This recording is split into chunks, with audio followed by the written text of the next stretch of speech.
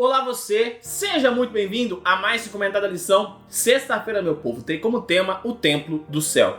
Mas antes disso, meu nome é Ismael e eu sou seu anfitrião da lição dos jovens, então pegue a sua lição, pegue a sua Bíblia e me acompanhe neste comentário porque essa lição tá muito top. E antes de nós entrarmos no nosso comentário de hoje, eu quero convidar você mais uma vez a se inscrever aqui no canal, a comentar, a compartilhar, a ativar o sininho, porque se o canal tem te ajudado a entender um pouco mais sobre a lição dos jovens, sobre a identidade adventista, sobre Cristo Jesus, também com certeza irá ajudar mais pessoas a entender sobre todos esses assuntos. Como eu estava dizendo, sexta-feira tem como tema o Templo do Céu. Durante toda essa semana, nós conversamos a respeito da doutrina do santuário, de que forma ela foi tão fundamental, ela foi tão bem estruturada com o decorrer do tempo para ser o que ela é hoje e entendermos o quão fundamental e importante ela é para a teologia adventista e para a nossa doutrina. Eu também disse para vocês que eu recomendaria um livro para vocês, para quem tiver condições de adquirir. Eu estou com um livro aqui, chama aqui A Doutrina do Santuário. Se você pode olhar aqui, é uma abordagem histórica de 1845 a 1863. Então aqui neste livro é apresentado todos esses aspectos sobre a doutrina, sobre isso tudo que nós conversamos essa semana, de uma forma bem resumida, dentro deste livro aqui, que faz parte de uma série de vários outros livros, de uma coleção maravilhosa a respeito sobre doutrinas. Esse livro aqui ajuda bastante a entender de que forma essa doutrina foi sendo anexada, o que foi modificado, mas nós conversamos essa semana de uma forma muito simples, bem superficial. Então, se você tiver curiosidade, tiver interesse, mais uma vez, o nome do livro é Doutrina do Santuário, uma abordagem histórica de 1845 a 1863 da Unaspress, tá bom? Uma outra coisa importante é que nós olhamos para essa doutrina, entendemos ali quais foram os equívocos, o que estava certo, o que estava errado, como eles chegaram a esse aspecto.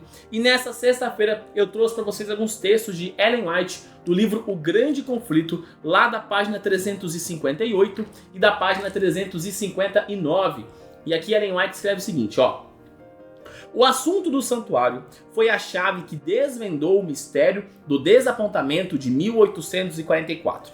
Revelou um sistema completo de verdades ligadas harmoniosamente entre si, o qual mostrava que a mão de Deus havia dirigido o grande movimento adventista e indicava novos deveres ao esclarecer a posição e a obra de seu povo. Assim como os discípulos de Jesus, depois da terrível noite de angústia e desapontamento, alegraram-se ao ver o Senhor, também se regozijaram então os que pela fé haviam aguardado o segundo advento. Esperavam que ele aparecesse em glória para dar a recompensa a seus servos. Vendo frustradas suas esperanças, perderam de vista Jesus e, como Maria junto ao sepulcro, exclamaram: levaram meu Senhor e não sei aonde o puseram. Então, no lugar santíssimo, contemplaram de novo seu compassivo sumo sacerdote, prestes a aparecer como rei e libertador. A luz proveniente do santuário iluminou o passado, o presente e o futuro. Souberam que Deus os havia guiado por sua providência infalível. Embora não tenham compreendido a mensagem que eles mesmos haviam anunciado, como aconteceu com os primeiros discípulos, essa mensagem era correta em todos os sentidos. Ao proclamá-la, tinham cumprido o propósito de Deus e, no Senhor, seu trabalho não havia sido em vão. De novo gerados para uma viva esperança, alegravam-se com alegria indizível e cheia de glória. Tanto a profecia de Daniel, de 8:14 até 2.300 tardes e manhãs, e o santuário será purificado, quanto a mensagem do primeiro anjo, temei a Deus e dá-lhe glória, pois é chegada a hora do seu juízo, indicavam o ministério de Cristo no lugar santíssimo, o juízo investigativo, e não a vinda para resgatar seu povo e destruir os ímpios. O engano havia sido não na contagem dos períodos proféticos, mas no acontecimento que ocorreria no fim dos 2.300 dias. Por causa desse equívoco, os crentes sofreram um desapontamento. No entanto, tudo o que estava predito pela profecia e que eles podiam esperar baseados na autoridade bíblica tinha se cumprido. Ao mesmo tempo que se lamentavam a ruína de suas esperanças, havia transcorrido o acontecimento que fora predito pela mensagem e que deveria se cumprir antes que o Senhor aparecesse para recompensar seus servos. Cristo comparecera não à terra como esperavam, mas conforme havia sido prefigurado tipologicamente ao Santo dos Santos, lugar santíssimo, no templo de Deus no céu. O profeta Daniel o representa como vindo nesse tempo ao ancião de dias. Eu estava olhando nas minhas visões da noite, e eis que vinha com as nuvens do céu como o Filho do Homem, e dirigiu-se não à terra, mas ao ancião de dias, e o fizeram chegar até ele. A Ellen White ela é clara em apresentar quais foram os equívocos de todo esse período. Mas o que me chama mais atenção sobre esta época são as pessoas que continuaram firmes na fé, que é exatamente o que Ellen White destaca também nesse aspecto. As pessoas foram equivocadas? Sim. Dentre as pessoas equivocadas estava a própria Ellen White. Ellen White também acreditou, ela participou do movimento Millerita, e ela também acreditou que Cristo retornaria em 1844. Porém, Cristo levanta outras pessoas também ali de uma forma ou de outra para compreenderem, mas levanta Ellen White como profetisa para guiar o povo à verdade correta, aquilo que realmente estava acontecendo. Então aqui, como eu disse essa semana, só foi possível porque Deus revelou ao seu povo. Por mais que o texto bíblico estava apresentando, foi necessário que Cristo revelasse, apresentasse, explicasse para o seu povo. Então, nós temos mais uma vez uma coisa fundamental. Nós precisamos de Deus para entendermos a sua palavra. Nós precisamos do conhecimento bíblico e também de um relacionamento sincero com Deus para que possamos entender. Eu mais uma vez me recordo aqui, por exemplo, de Felipe e Eunuco. Lembra que Eunuco estava lendo um texto do profeta Isaías e Felipe vai e explica para ele o que aquele texto estava acontecendo, o que estava acontecendo naquele instante, de quem o texto estava falando. Então, muitas vezes nós também precisamos disso. A nossa convicção, o nosso entendimento parte de Deus, mas ocasionalmente nós necessitamos de outros textos para nos auxiliar a entender o contexto geral. Dentre eles, claramente, estão os livros proféticos de Ellen White. Por exemplo, o livro que eu indiquei para vocês sobre o santuário. Ali muitas coisas vão ser apresentadas também. Mas lembre-se, a nossa regra de fé é a palavra de Deus. Sola Scriptura. Somente a Escritura, somente a Bíblia é a nossa regra de fé. Única e somente. Os outros textos nos auxiliam a entender a Bíblia, mas a Bíblia continua sendo a nossa regra de fé.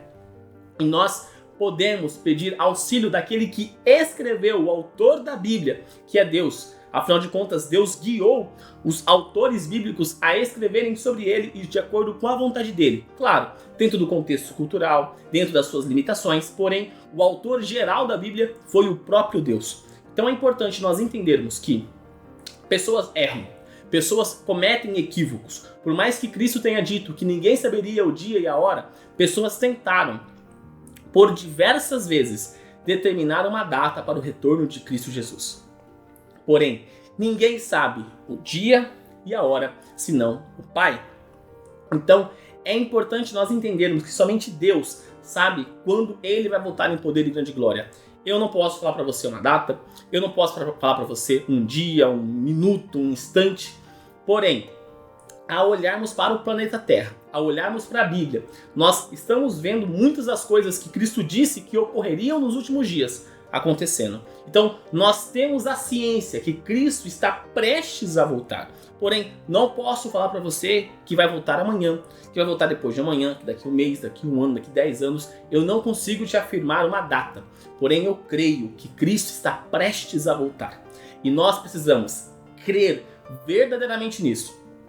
Precisamos ter a mesma fé desses mileritas, desses adventistas. Porque, por mais que eles se desapontaram por uma expectativa que eles mesmos criaram, eles continuaram em busca da verdade e entenderam que eles estavam equivocados e não Deus.